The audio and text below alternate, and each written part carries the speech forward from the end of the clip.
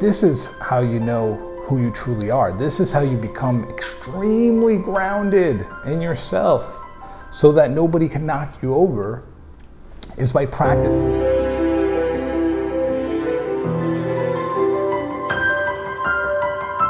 Hey everyone, welcome to a new video.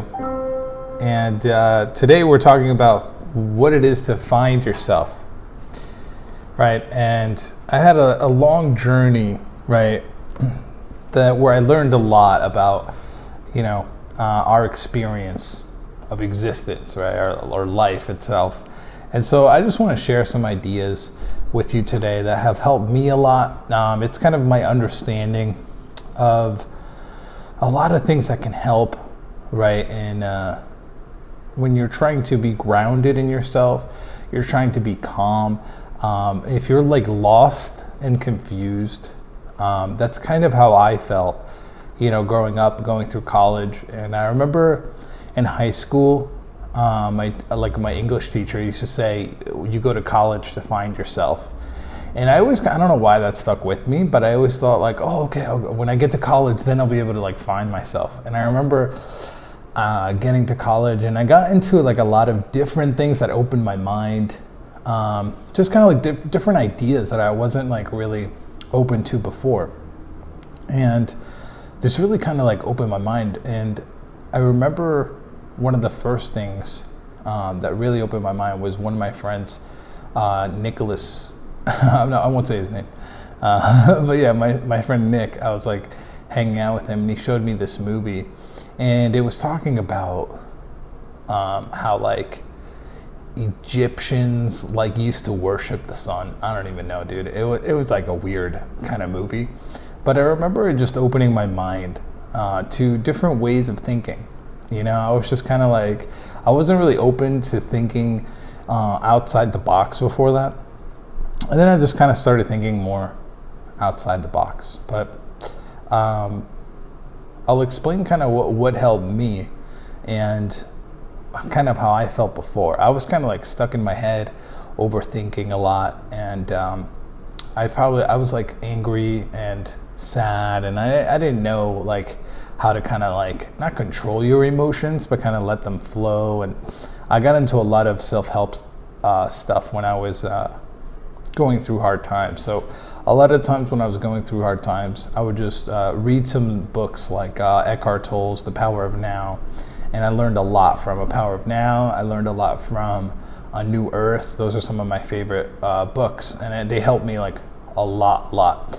And I think A New Earth is a great book. It really talks a lot about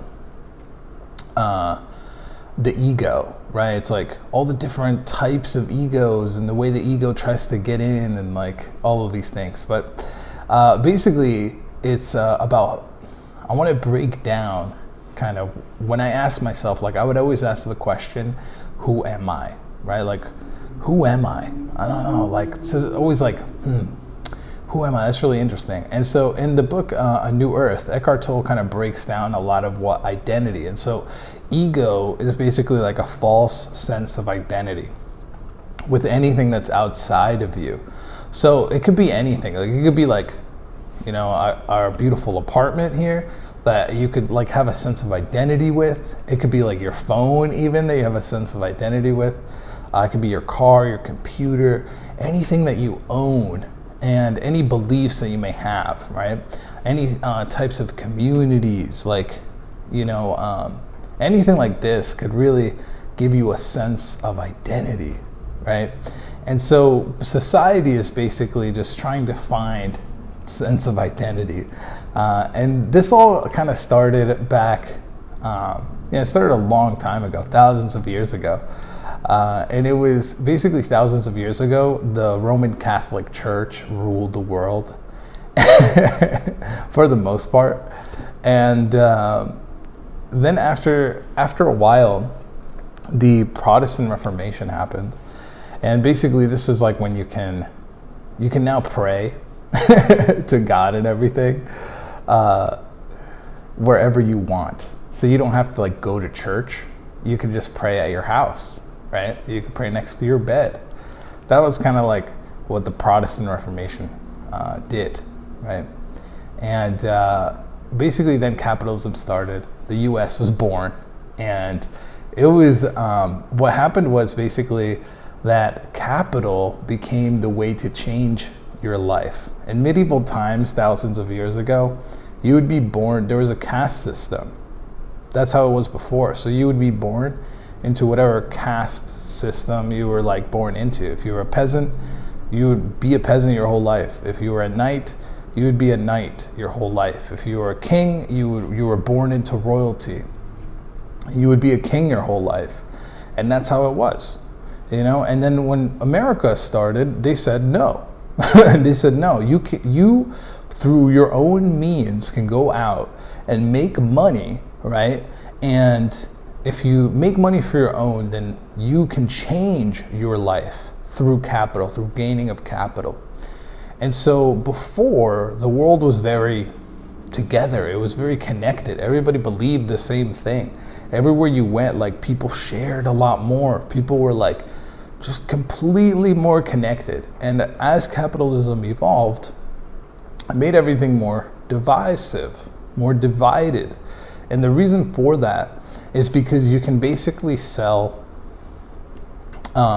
more, right? Like if you have a next door neighbor and they need a lawnmower, and you have a lawnmower and you share the lawnmower, then the person selling the lawnmowers can sell less lawnmowers. If you're divided and you don't even talk to your neighbor anymore, which is where we're at now, then, you know, there's not enough connection between people. The sense of community is gone. And so now we go on the internet and we try to find sense of community, you know, with different groups that we identify with, right? They share our beliefs, and there's a lot of subgroups, and this is kind of interesting that this is happening. But again, this is just a lot of different things that are happening in the world. It's kind of where we came from, and it might be a bit heavy. Okay, I understand that. But let me just lighten up the mood a little bit here and talk to you about how you can become present to the moment, okay?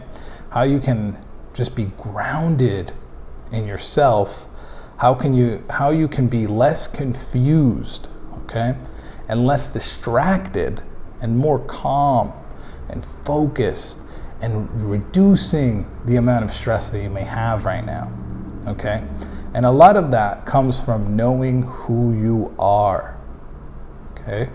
So the question is, who am I? I asked that question for years and years and years. And when I got to college, I got very, very into self-help. And one of the first self-help books that I read was this book called Mastery by Robert Greene. And it was talking about the 10,000 hour rule and how you could learn any skill in life by practicing and practicing that thing for 10,000 hours. I thought it was really interesting to me.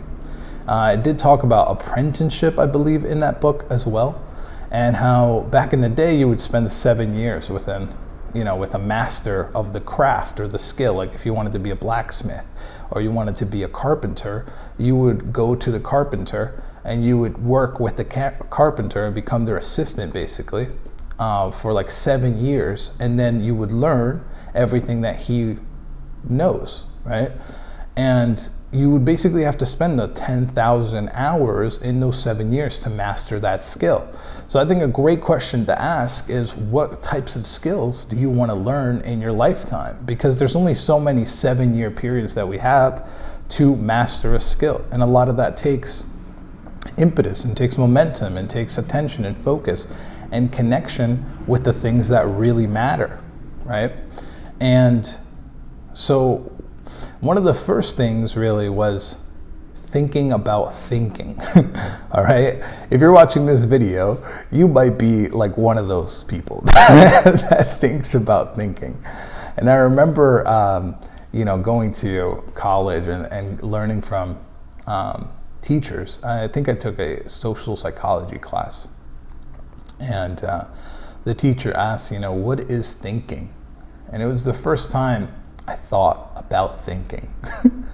Like, what is thinking? Oh man, what is thinking? That's a really interesting question. And basically everyone was stumped. Everyone was just like, what are you talking about? And then he said, thinking is the inner dialogue that you're having with yourself. It's basically a conversation that you're having with yourself. And Eckhart Tolle talks a lot about that in The Power of Now. He talks a lot about that in A New Earth, right? How the thoughts in our heads, right? And how that's just the voice in our heads. And the voice in the head and language itself is really interesting to think about, okay? So if we think about language, the way we communicate is through like sounds. Like I'm creating sounds through my voice right now, through vocal cords and through air pressure, okay? And that's how we communicate as a human species. But the thing is that we basically identify, we put labels on everything that we see. When you're like a little kid, you don't know what anything is, right? You don't know like what a cup is. You don't know what a computer is. And it's all exciting. It's all like interesting. It's all like brand new, right? And you don't put a label on it, right? So everything is fresh and pristine, right? Because you're not putting a label on that thing. You don't know what it is. It's a mystery to you when you're a little kid. Life is always a mystery, even right now, to you in your life. It's a mystery. You really don't know anything. No one ever will know anything. There's so much to learn about every single aspect of life that we will never know everything. That's why you have to choose the things that you want to master in your life. And so thoughts, again, are really interesting to think about. The inner dialogue that you're having with yourself in your head is very interesting to be aware of. I remember the first few years of my like spiritual awakening or whatever. I mean, the book The Power of Now is called The Power of Now, A Path to Spiritual Enlightenment. Like that's what the book is about. And he talks a lot about thoughts and about the ego and about identity and the things we're identified with and how that's not part of who we truly are, right? And so I'm going to make the connection now between thoughts, emotions, sense perception, awareness, and a bit of intuition and what consciousness basically is. And so my whole sense is that we are all consciousness. We are all part of consciousness. I think this is in a book by Eckhart Tolle. But he says something like, when someone loses consciousness, right? When somebody passes out, they don't actually lose consciousness. You can't lose consciousness because you are consciousness. So basically it's like consciousness is using us. We don't have a life. You don't have a life. You are life. Life is living through us. Right? Life is now. God is now. I don't like, a lot of people use the word God, right? I like to use, I think like a lot of people that are younger like to use the word life, and it means the same thing. Or a lot of people like to use the universe, whatever word you want to use. Something, right? Something that can know, that like the all-knowing, all-powerful. Like, right? I'll never know anything as a person, but there is an all-knowing thing that can flow through us. And that's what I think, and that's consciousness, right? So when you pass out, it's not that you lose consciousness, it's that consciousness can no longer use your body to express itself, to manifest art into the world, to create. That's what, that's who you are. That's consciousness. And it's still and silent. There's not a thought. There's no like voice in your head. You know what I mean? Like, you're not just like, thinking all the time. You're not like, there's a voice in my head, like thinking about like all the stuff I gotta do. Like the thinking is in the mind, right, is a tool. It's a tool. I can use my mind to solve problems. I can use my mind to plan. I can use my mind to schedule things. I can use my mind to express myself sometimes and things like that. Well, actually, like expressing yourself, it doesn't come from the mind. It comes from beyond the mind. It comes from letting the energy flow through you, letting life live you. So basically there's thoughts, and the thoughts come from the sense perception. The sense perception is this is so crazy, because so many people are stuck in kind of these lower level paradigms of thinking about life. It's divided. It's like a divided part of life. They're not in this like object permanence. Like object permanence, I think in psychology means when there's like a little kid and you do the peekaboo thing, you're like, peekaboo. And the kid basically like reacts to that because they don't have object permanence. They don't know. Like that's why they cry when the mom leaves the room, because they don't know that the mom exists if they don't see them, right? I think this is like so many adults don't have object permanence for the world. It's like the world is still going on, whether you just choose to divide it in your mind or not, whether you choose to divide different things into, I think there's different skills, different activities that we can connect with, right? But for the most part, things aren't divided. It's all one experience. It's all one thing. Same thing with time. Time, it's all one moment. It's not multiple moments, not multiple days, right? It's all one continuous moment. That's life. That's who you are. I'll go into emotions now and the sense perception. So again, a lot of people are divided. Like they're like, oh, well, you're different than I am. You know what I mean? So it creates division between them. And I'll tell you something that we can all connect on as human beings. We all have sense perception. We all have eyes to look at things. We all have ears to listen, right? Okay, there are people who are blind. There are people who are deaf. I understand that, but I'm just saying for the most part, if you're watching this, right, you're probably have all of the senses, the same senses that I do, the senses of the touch, the senses of smell. This is how we interact. This is how we experience the world around us in our biological bodies, right? And those sense perceptions, and basically based on the knowledge that you know about things. Julian Blanc says a lot about how if you get lost in a grocery store when you're really young, like that experience is like way beyond what you know. Like for you, it's very, very traumatic because you don't know enough. When you get bullied in school, right? Like that, the school is basically all you know. It's your life, it's your world, right? You're not out in the real world yet. You're not out in like the whole world. And so to you, like the school is your whole world. And so if you're getting bullied or you're getting outcasted in school, it's very, very traumatic because to you, it's like you're being outcasted from the world. You know what I mean? It's based on the knowledge that you know. So your sense perception, also, it's based on that trauma that you've had from past experiences. Trauma is basically just like emotions, an emotional trigger to an experience, right? That has not fully been dealt with. And so you have like certain emotions inside that were triggered from certain events in your life. And those emotions get stuck in your body. And they live in you as long as you're able to let go of them, release them, right? And a great book is called Letting Go by David R. Hawkins. And he goes through the different levels of consciousness. He says that most of Earth is probably around the levels of anger and apathy. Apathy is like hating life. Apathy is like hating your own self. You know, we've all done this. I've done this too.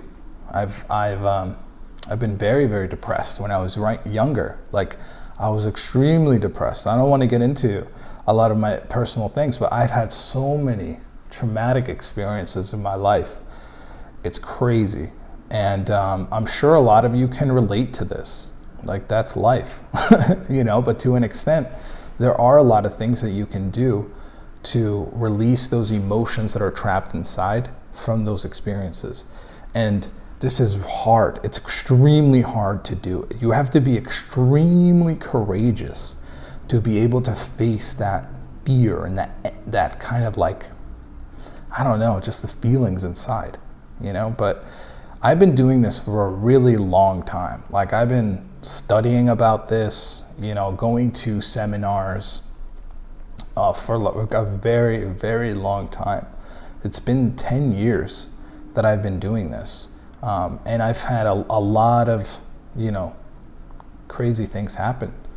But at the end of it all, it's really, really important that you learn the letting go technique, and that you learn how to just go in your body and feel your emotions fully.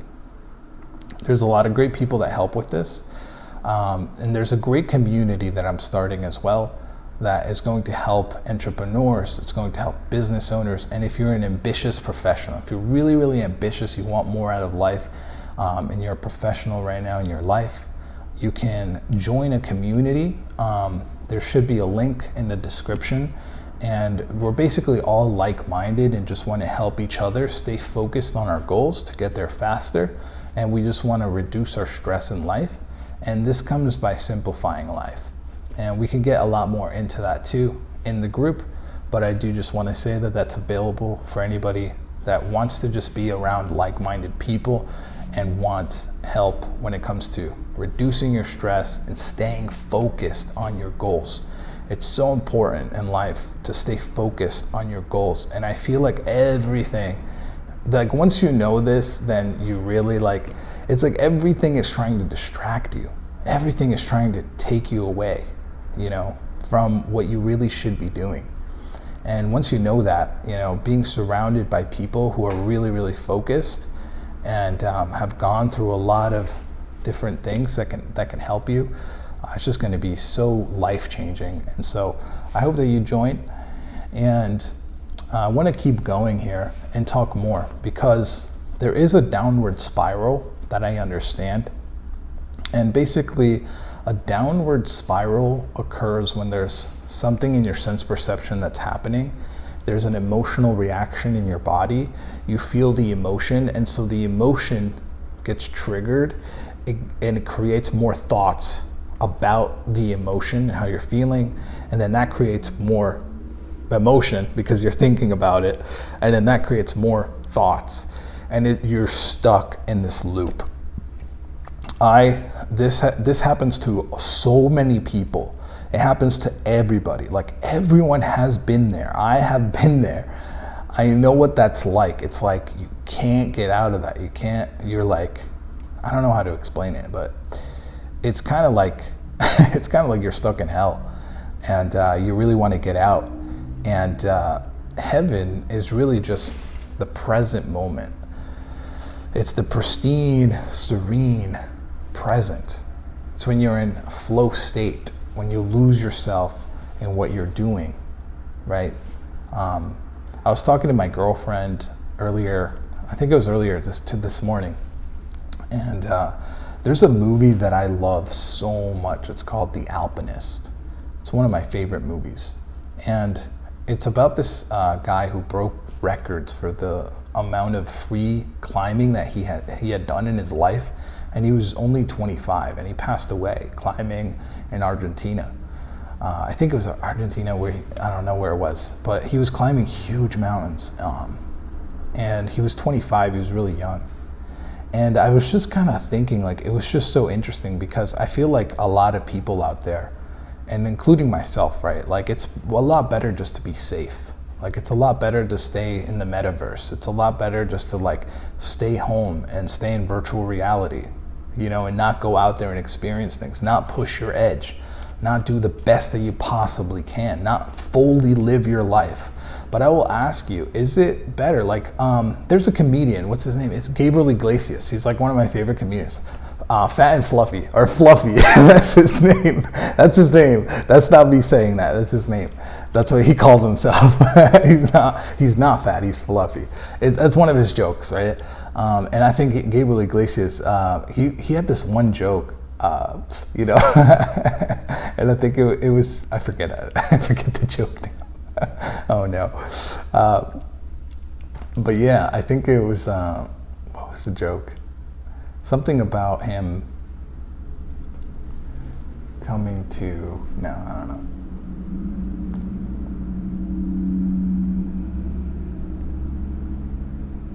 Anyways.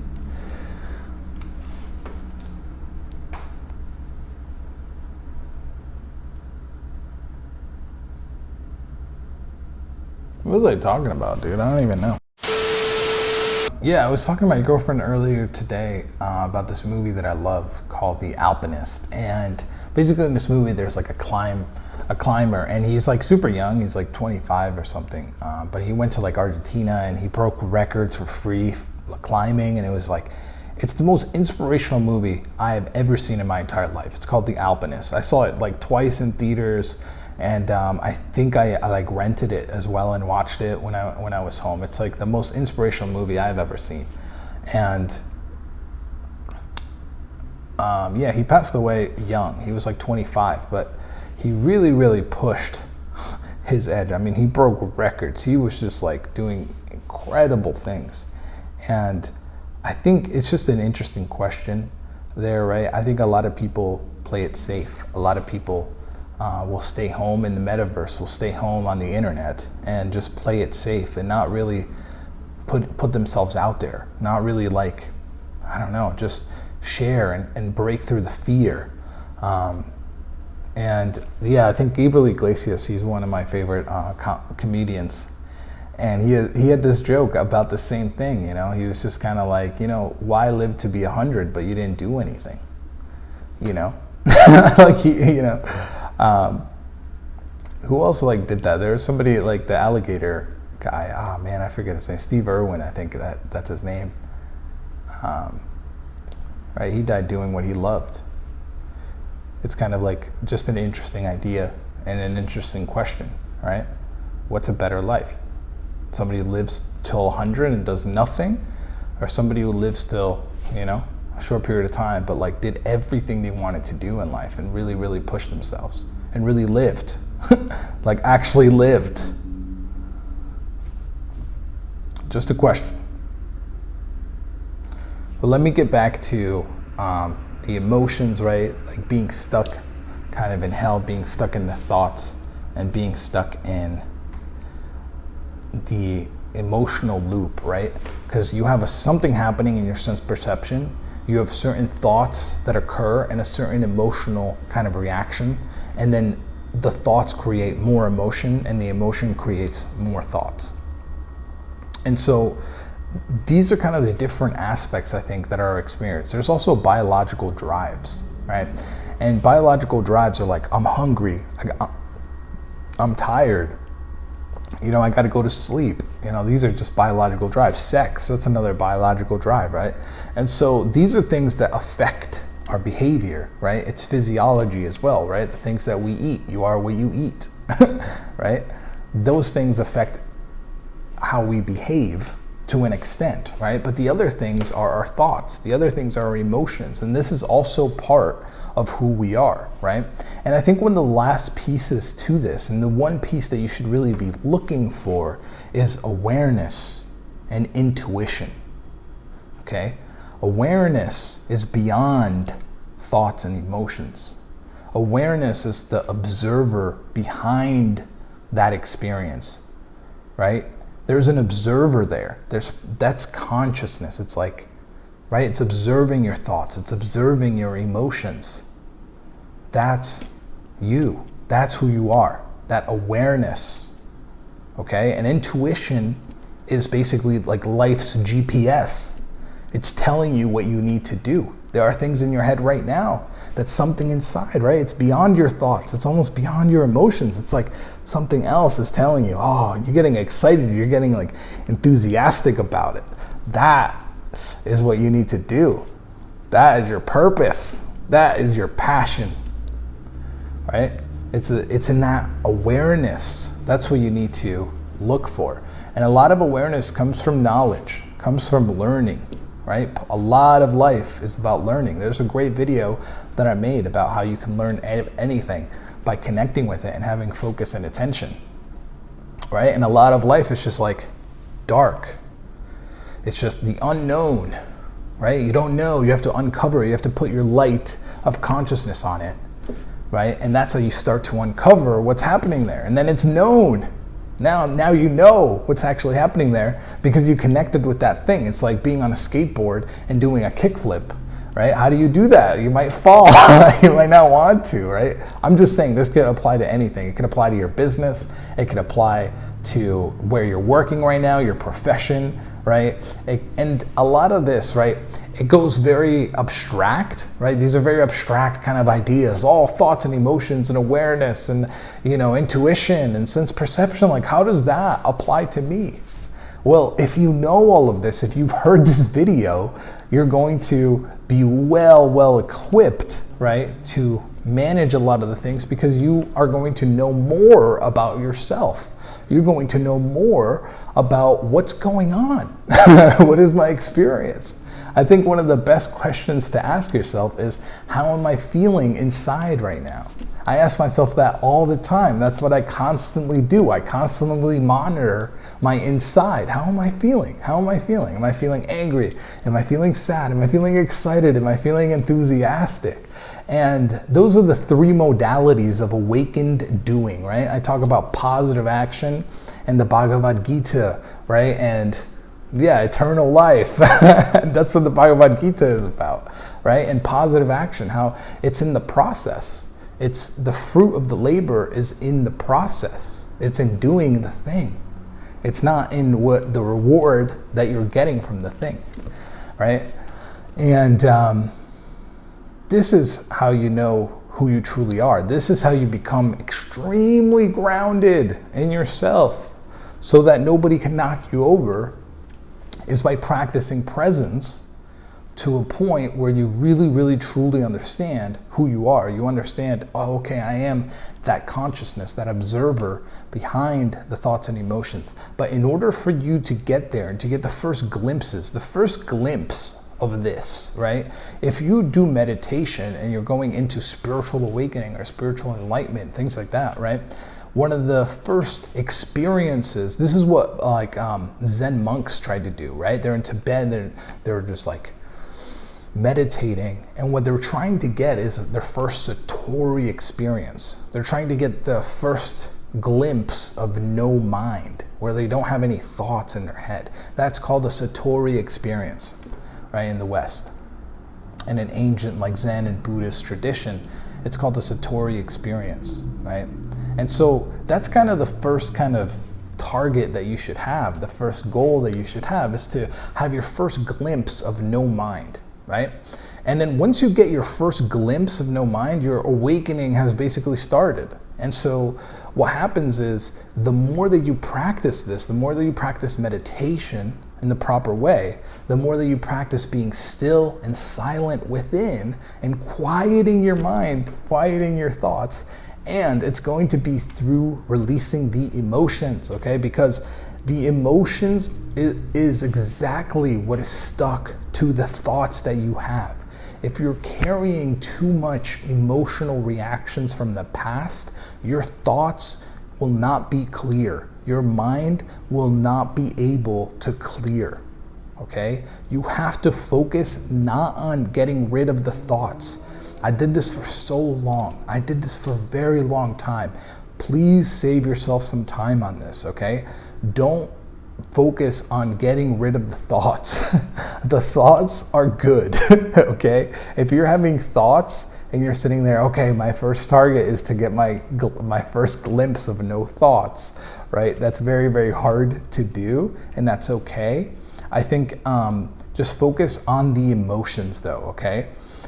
Releasing of emotions through cry is one of the best possible ways to let go of that emotion, okay?